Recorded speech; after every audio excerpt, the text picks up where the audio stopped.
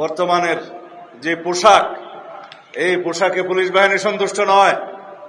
বাংলাদেশ পুলিশের একটি প্রত্যাশা আছে, আবেদন আছে।